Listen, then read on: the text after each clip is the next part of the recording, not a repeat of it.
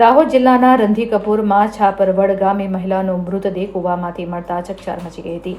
વહેલી સવારે મહિલાનો મૃતદેહ કૂવામાંથી મળ્યો હતો। 25 વર્ષીય સોનલબેનનો કૂવામાંથી મૃતદેહ મળતા લોકટોળા એકત્રિત થયા હતા।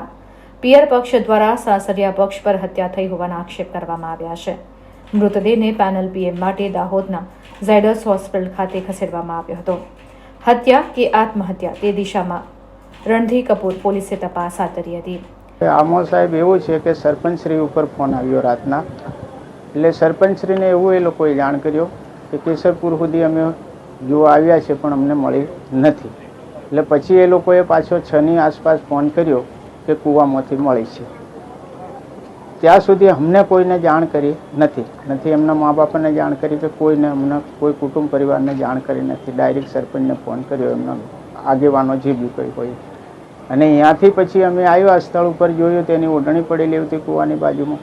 એ લોકો કંઈક અમે કેસરપુર સુધી લાંબા થયા જોવા માટે, તો કેસરપુર સુધી લાંબા થયા હોય તો ઘરને આંગણે કૂવો છે તો તમે કૂવામાં ખોળ કરી અને પાછળથી એ લોકોએ દોરડું ત્યાં પડેલું હતું, પેલી બેલાડી પડેલી હતી કાઢવા માટેની, એ કાઢી હશે, જોઈ હશે અને પછી એમને ખબર પડી હશે કે આ કૂવામાં છે। એવું થોડું હોય સાહેબ, કેસરપુર સુધી લાંબા થયા હોય તો ઘરને આંગણે કૂવો હોય તો માણસ એમાં ખોદખોળ કરે કે નહીં કરે। એટલે આ હિસાબે અમને એવું લાગે છે કે આ લોકોએ કોઈ બી કાંડ કરી અને કૂવામાં નાખી દીધી, આવું અમારું માનવું છે।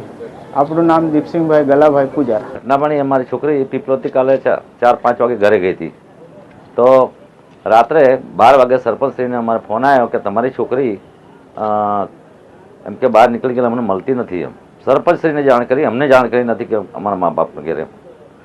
પછી રાત્રે 4-6 વાગે હવામાં ફોન આવ્યો તો કે છોકરી તમારી કૂવામાં પડી ગઈ છે। તો તે પણ સરપંચને જાણ કરી, અમને કંઈ મા બાપને જાણ કરી નથી। એટલે અમને એવું લાગે છે કે આ લોકો કંઈક માય નાખી દીધી એમ શંકા અમને જાય છે। મારું નામ કેસરસિંહ સાહેબ પૂજારા। રિપોર્ટર મનીષ જે શાહ, દાહોદ।